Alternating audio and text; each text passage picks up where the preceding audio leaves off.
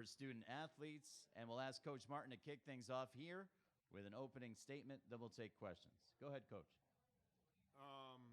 Well, first, the obvious thing, unbelievably excited for the opportunity to be a part of the Sweet 16, and once realized that we're going to play in this, to know that we're coming to New York City, where anyone that knows anything about the history of South Carolina basketball understands the unbelievable connection to this city with Bobby Cremins and John Roach, and just go on and on and on. You know, we go on, George Felton, just go on forever. The incredible players from this area that have represented the Gamecocks, and then lastly, on a personal note, half my family lives here. My wife is from here. To be able to perform and bring our team in front of so many people that care so much about us. We'll take questions now for Coach Martin. We have a couple down front. We have Andrew is one of our microphone stewards. Andrew, make your way right up there to the front. Please identify yourself by name and media outlet, and then proceed with your question. Sure. Hi, Frank. This is Jerry Carino from Gannett, New Jersey. You recruited a guy, Chris Silva, from right across the river. What's Chris's development been like since you got him, and how big of an impact has he had in getting you here? He's been great. I said this the other day. I'm harder on Chris than probably anyone on our team because I think his room for growth is so great. That's number one. Number two, and this is where he's such an awesome kid to coach. We needed him to be a senior, even though he's a sophomore that's only played ball for less than 4 years, and he's been willing to accept that responsibility. He took on that challenge, and it's no secret. All you got to do is watch our season. In games that he got in foul trouble and didn't play well, we struggled to score at the rim. And in games that he has not, we've done a pretty good job of protecting the rim and scoring at the rim. He's a big part of what we do. He's an unbelievable kid. I think he's going to be an unbelievable player as he continues to get better.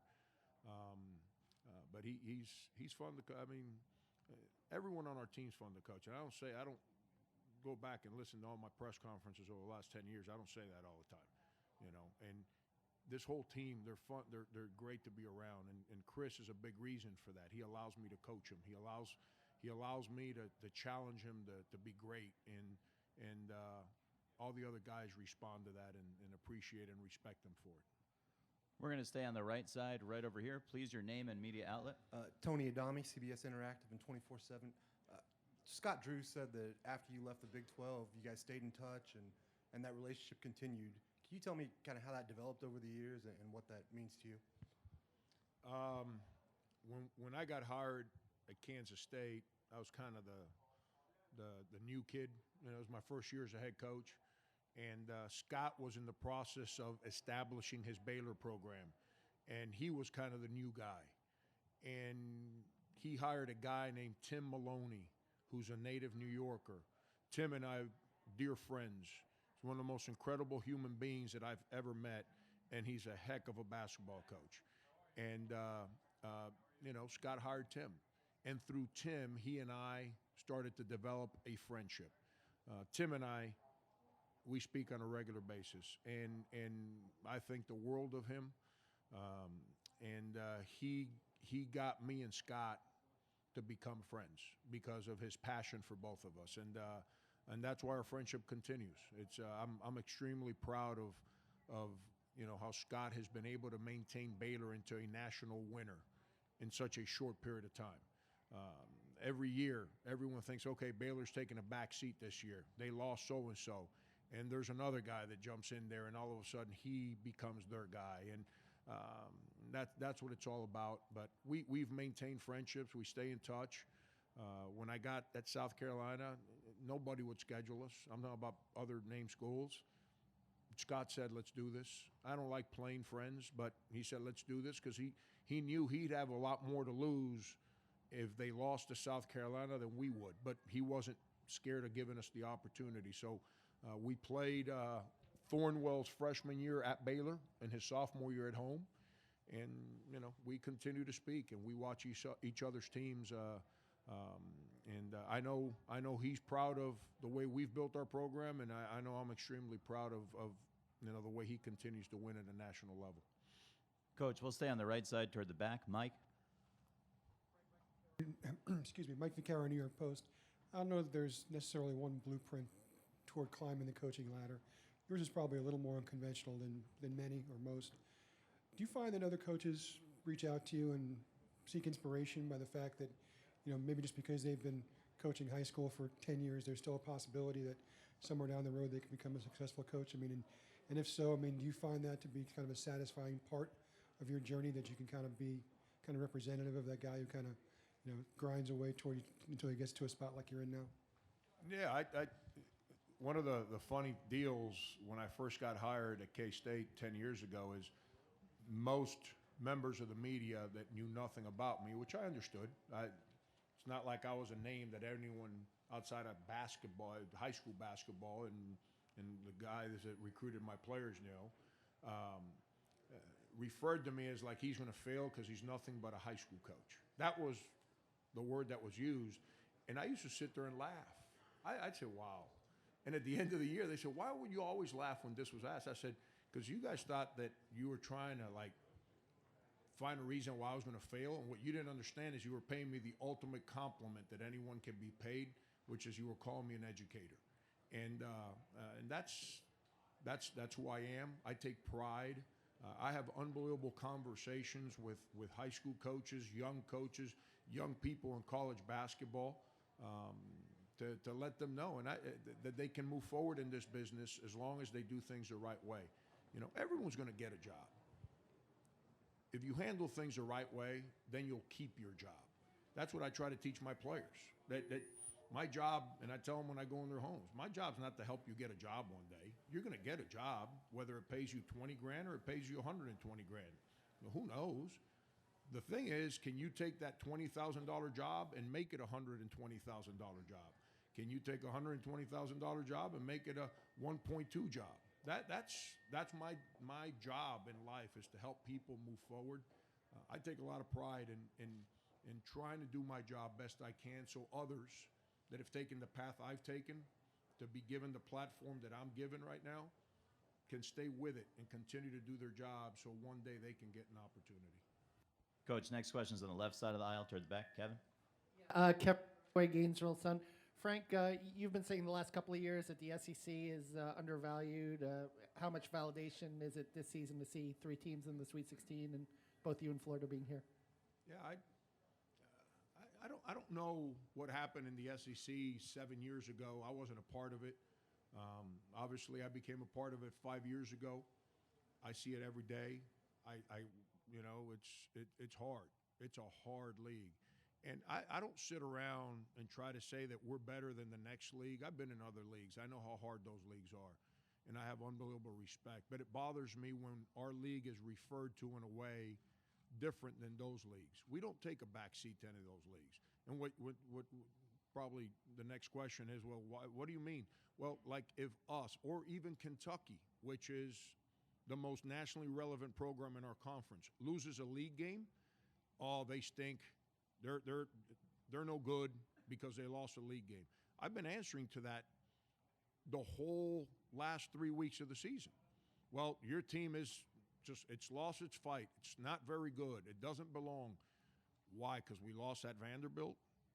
Why? Because we lost at Florida?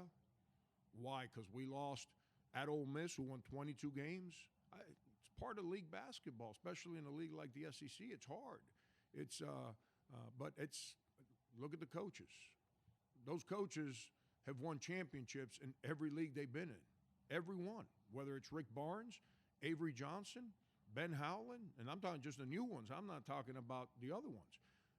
This league is hard. They recruit at a high level. They coach their players to play at a high level. I think Commissioner Sankey's done an unbelievable job, and the people that he's surrounded himself with, it's helping us do a better job of promoting basketball within our own communities, our own pockets where we're at. And now the 3 programs that are in the Sweet 16, I'm proud of my coworkers in the SEC. We've we've done what you have to do to earn credibility. In the Big 12 Challenge, I think we went 5-5. We weren't in it, but I think it was 5-5, and it was at the end of the year. So I think it was a different twist than maybe 5-5 in November. And then obviously making runs here in the NCAA tournament always helps. Just on the right side of the aisle toward the front. Gene Fournette from the Times Union in Jacksonville. Frank, Wisconsin has certainly developed a reputation over the years as being the epitome of the blue-collar type team. Could you talk a little bit about maybe your team and perhaps even Florida in that same vernacular, even though they don't maybe have the same national reputation in that regard? Wisconsin has sent my team packing twice in the NCAA tournament, so I'm very familiar with their blue-collar ways. I think Wisconsin gets a lot of that well-deserved recognition because of their success at this time of year. You know, I just said this earlier. Eddie Fogler, who's become a dear friend of mine, Eddie's as good a coach as I've ever been around. Eddie won an SEC championship at South Carolina, got upset in the first round of the NCAA tournament. No one ever validated how great that team was because of that. So why am I bringing that up? You can be undefeated going into the NCAA tournament. If you don't make a run in this tournament, all your accomplishments kind of go out the window. Or you can be a team that lost 12 games and you make a run in this tournament and everyone forgets all your sins before you got in the tournament. So Wisconsin's earned that right. Florida, under Billy, had earned that right because of their successes. You have a coaching change. Mike's got those kids playing through his eyes now, and they've made a run.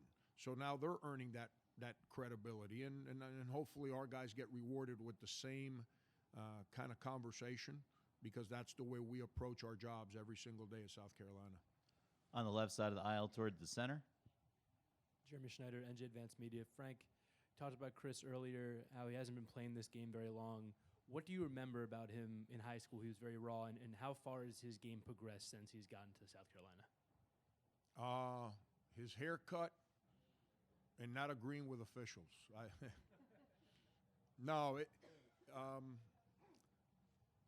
Never back down from the competitiveness of the game, freak athleticism, and a kid that when you recruit, I believe in really paying attention to his interactions with those that are helping him every day, and that doesn't mean being nice to him. How important those people were in his life, and you're talking about a kid who left his family behind to have a chance to move forward in life, and so he can then in turn help his family back home in Gabon. All those are very important to me. Those are the kind of people I like being around. I like people that want to grow. I like people that want to help others. I like people that sacrifice, and that's what he's about. And that's what I learned outside of the nonsense part, which is the basketball talent.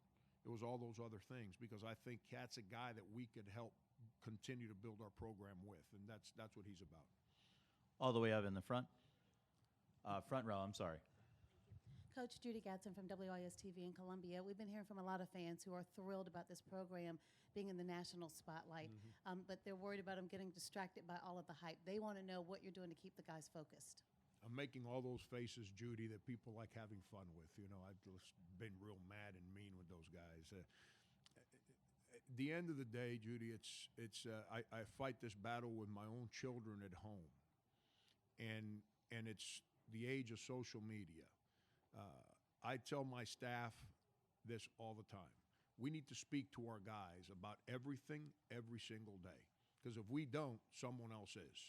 And if they end up listening to someone else because we didn't speak to them, shame on us.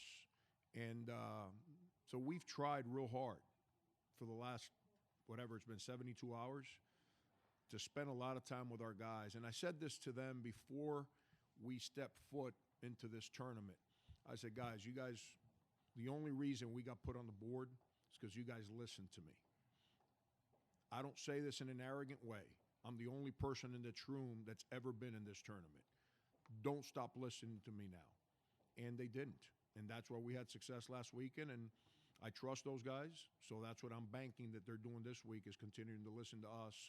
That doesn't guarantee us success, but at least we know and we feel good about our guys that we're going to go out tomorrow and play as best we can. We got to play the best game we played all year. We're not going to win. On the right side toward the back, Nicole. Nicole Arbach, USA Today. Frank, last weekend, Coach K said Sindarius is one of the best player that people weren't talking about.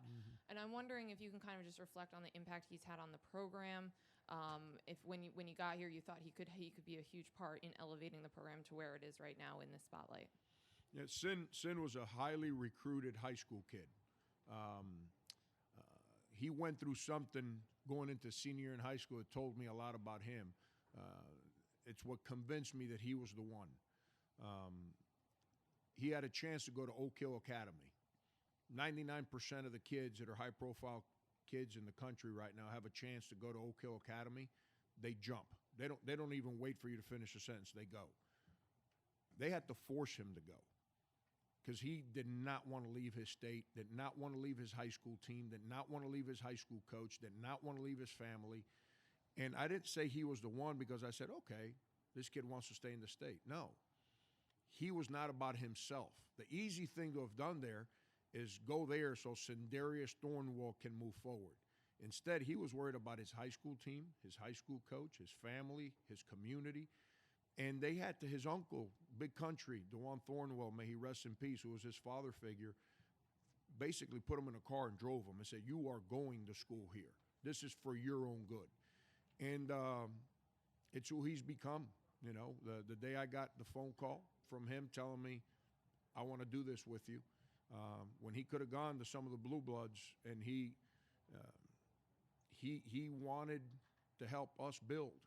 He wanted to surround his heart with the state name that means so much to him and his family's name on the back of his jersey. And that's powerful when you have a young man that wants to take on that moment, that responsibility, and he's done it. He never ran away when we didn't win games. His sophomore year, where I'm just telling you, if he was my child, where I kind of had the sign off, I would not have allowed him to play. He wouldn't even take a playoff in practice because of the tendonitis and his knees were so bad. And I threatened to suspend him that year to force him not to play. He wouldn't let me. And that's the kind of courage that he has.